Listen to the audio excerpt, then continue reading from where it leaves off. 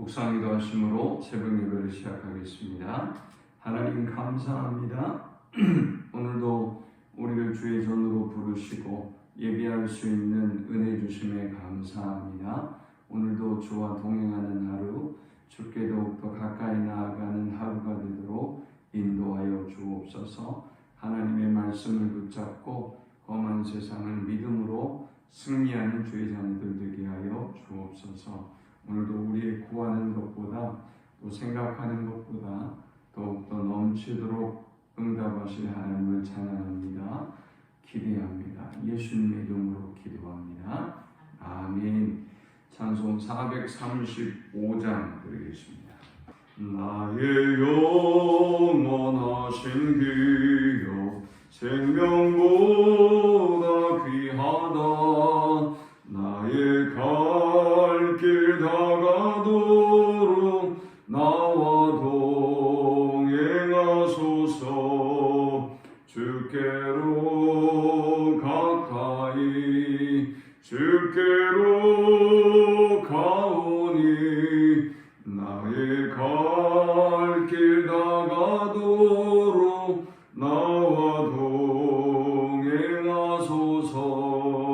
세상 부귀 아니람과 모든 명예 버리고 험한 길을 가는 동안 나와 동행하소서. 주께로 가까이 주께로 가오니 나의 갈 길 다가도록 나와 동행하소서. 어두운 골짝 지나가며 험한 바다 건너서 천국 문에 이르도록 나와 동행하소서.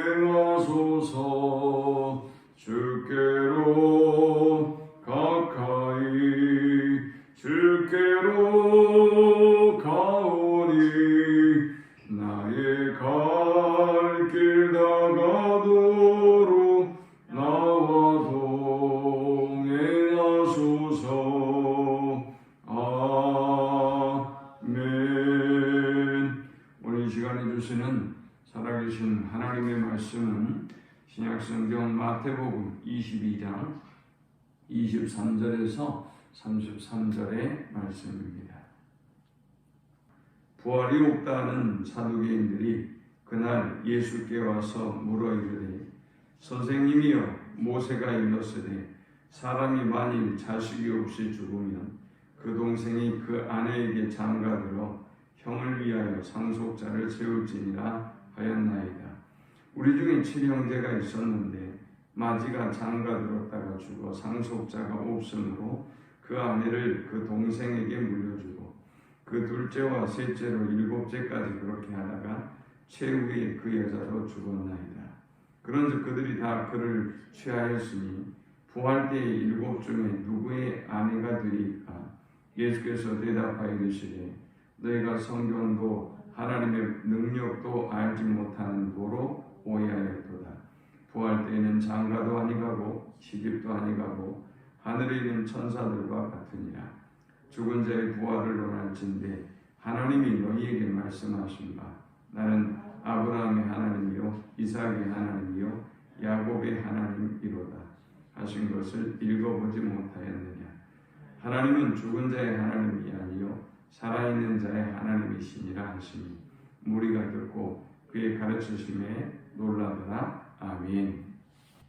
예수님이 예루살렘에 입성하시면서 먼저 대제사장과 장로들이 그의 영적인 권위에 대한 시비를 문제를 제기했습니다.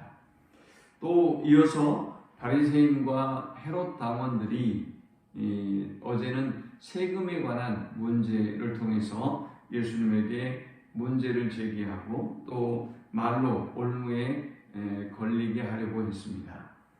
무사히 모든 시험들을 통과하고 나니까 이번에는 사두개인들이 예수님께 나와서 부활에 관한 논쟁을 합니다. 이 사두개인들은 어떤 사람인가 하면 사독 제사장의 후예들입니다. 이 사람들은 막강한 권력과 부를 가지고 있는 사람들이고 사내들인의 공회원입니다. 그러니까 이들은 부와 권력과 명예를 다 가진 사람들이죠. 이런 사람들이기 때문에 더더욱더 내세에 대한 소망함을 가질 수가 없었던 것이죠. 여러분도 마찬가지죠. 여러분들이 주님 제발 저를 좀 데려가 주세요. 그럴 때가 언제예요? 힘들 때예요. 어려울 때. 이거 삶의 문제가 복잡하고 어떤 관계가 복잡하고 또 살 소망이 없을 때 저를 제발 좀 주님 데려가 주세요. 우리가 그럴 때 있지 않습니까? 힘들고 어려울 때면 내세에 대한 열망함이 있는데 문제는 이들처럼 부와 권력과 명예와 모든 것을 가지고 있는 상황에서는 당연히 현세에 대한 집착에 매이게 될 수밖에 없는 것입니다. 그리고 하나님의 말씀에 대해서도 부분적으로 잘못된 오해를 가질 수밖에 없는 것이죠. 23절에 그들이 누구인지 분명히 선언하고 있어요. 부활이 없다는 사두개인들이다. 이렇게 기록하고 있습니다. 그들이 예수님께 나와서 묻습니다. 선생님이여, 모세가 일렀으되 사람이 만일 자식이 없이 죽으면 그 동생이 그 아내에게 장가들어 형을 위하여 상속자를 세울지니라 하였나이다. 자, 이 법을 수혼법이라고 하는데요. 만일 맏형이 결혼을 했는데 대를 잇지 못하면 그 형수와 둘째 아들이 결혼하고 또 대를 잇지 못하면 셋째가 결혼하고 이런 방법을 통해서 대를 잇기도 하고요. 또 여자의 인권을 보호하기도 했습니다. 우리 성경에서 가장 힘들고 어려운 사람이 누구예요? 세리, 과부, 죄인, 이렇게 어떤 홀로 된 여자분에 대해서 성경은 매우 어려운 사람으로 사용한단 말이죠. 지금 같으면 어때요?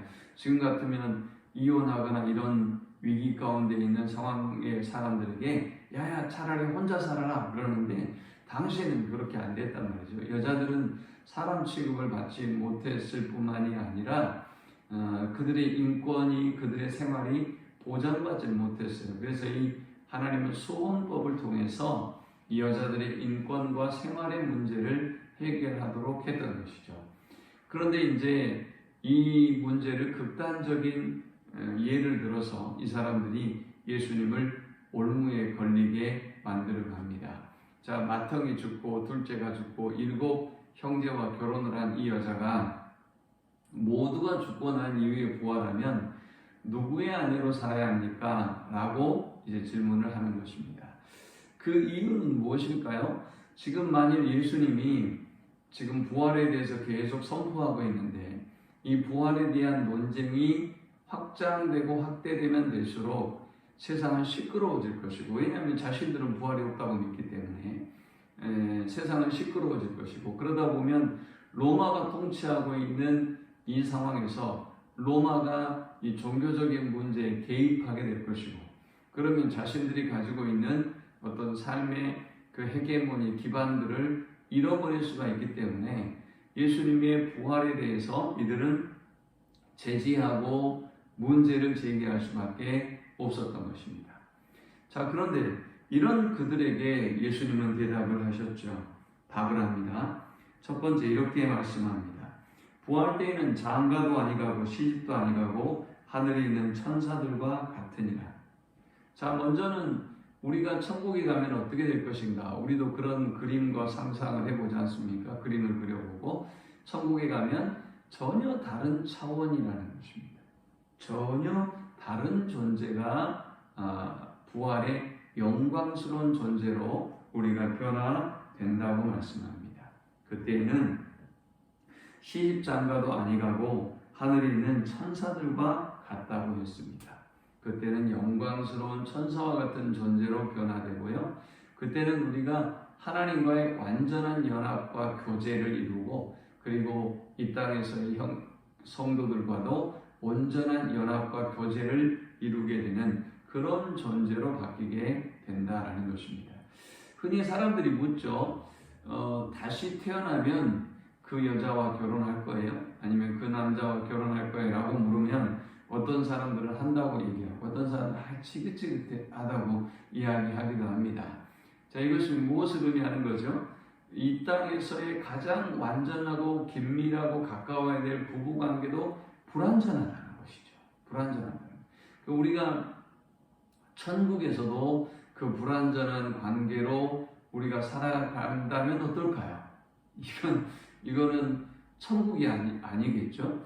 또 이 땅에서의 성도들과의 관계는 어때요? 삐지고 시험 들고 자기 고집에 이기심에 욕심에 어떤 파벌에 이런 죄악이 가득한 어떤 성도들의 모습이 그대로 천국으로 연장된다면 어떻겠어요? 그건 천국이 아니죠. 그런데 우리의 삶 속에는 그런 생각을 가지고 있는 거예요. 부활은 죽지 않고 이어져가고 연속되는 것이다 라는 생각을 가지니까 부활에 대한 오해를 갖게 된다는 것이죠. 그러니까 그때에는 우리가 완전한 관계로 변화돼서 어떤 이 땅에서의 형제 혹은 이 땅에서의 부부, 이 땅에서의 어떤 성도들과의 모든 관계를 다 벗고 완전한 교제와 완전한 연합을 이루게 된다라고 말씀하고 있는 것입니다. 그리고 32절에 말씀하기를 나는 아브라함의 하나님이요 이삭의 하나님이요 야곱의 하나님이로라 하신 것을 읽어보지 못하였느냐? 하나님은 죽은 자의 하나님이 아니요 살아있는 자의 하나님이시니라 하시니 있습니다. 왜 어떤 경상도에 그 며느리가 열심히 신앙생활을 하던 며느리가 있었는데 어머니를 전도하려고 그렇게 기도하고 애를 쓰고 마침내 이제 교회에 오게 됐다는 것이죠. 근데 이 시어머니가 보니까 며느리가 막 눈물을 흘리면서 하나님 아버지 이렇게 기도하니까 이 시어머니는 어떻게 기도할 줄 모르잖아요. 그러니까 아이고 사돈이요 이렇게 기도했대잖아요. 이것이 어떤 의미예요? 재밌게 만들어낸 이야기지만 이게 세상에서의 인간적 관계 속에서 연속적으로 하나님을 생각하기 때문에 이런 오해가 비롯될 수 있는 거예요. 여기 보니까 아브라함의 하나님이었던 하나님이 이삭의 하나님이었던 하나님이라는 과거를 사용해야 되지 않겠어요? 그러나 본문은 다 현재형을 쓰고 있어요. 아브라함의 하나님, 이삭의 하나님, 야곱의 하나님 이 표현이 다 현재적으로 사용되고 있어요. 이 말은 무슨 얘기입니까? 아브라함도 살아있고 이삭도 살아있고 야곱도 살아있는 그런 전혀 다른 존재로서의 삶이 바로 우리의 부활체이며 천국에서의 삶이다라는 것이지요. 부활의 현재성을 강조하고 있어요. 자, 이 본문을 통해서 우리는 세 가지 영적 교훈을 묵상하고 함께 은혜를 나누려고 합니다. 이 본문이 주는 첫 번째 영적 교훈은 세상적 관점을 버리고 부활을 온전히 믿으라라는 것입니다. 이들은 자신들이 가지고 있는 세상적인 부, 권력, 명예 그리고 그들이 가지고 있는 제한적 지식으로 부활을 믿었기 때문에 부활을 거부했던 거예요. 믿지를 못했던 거예요. 오늘 하나님이 우리에게 많은 은혜를 주셨는데 물질도 주시고 또 명예도 주시고 영광도 주시고 많은 것들을 주셨는데 이것으로 인해서 우리가 천국을 혹은 부활을 온전히 이해하지도 못하고 소망하지도 못한다고 한다면 이것은 안타까운 일이에요. 오늘 여러분들이 세상적인 관점을 버리고 온전히 부활을 믿는 우리 모두가 되시기를 축원합니다. 두 번째 우리가 이 본문을 통해서 얻을 수 있는 영적 교훈은 하나님의 말씀을 선택적으로 취하지 말고 온전히 믿으라라는 것입니다. 본문의 29절에 예수께서 대답하여 이르시되 너희가 성경도 하나님의 능력도 알지 못하는 거로 오해하였다 그랬어요. 이들은 성경을 온전히 믿지 않았어요. 이단이 누구를 이단이라 그래요? 처음은 같은데 결말이 다르거나 혹은 선택적인 말씀을 취하는 사람들이 이단이에요. 성경 66권을 다 믿지 않고 말이죠. 바로 이 사두개인들이 그러했던 것입니다. 이 사람들은 사실은 모세 오경에도 부활 사상이 있거든요. 그런데 이들은 그것은 보지도 못했고 모세 오경만 믿었어요. 부활 사상이 담겨져 있는 구약의 이사야, 다니엘, 시편 이런 말씀들은 또 안 믿었어요. 또 부활을 선포하는 예수님도 안 믿고 거부했어요. 자, 이렇게 하나님의 말씀을 부분적으로 편취하는 것이 위험한 신앙이죠. 그런데 우리 안에도 이런 신앙이 있어요. 나에게 유리한 것만 믿어요.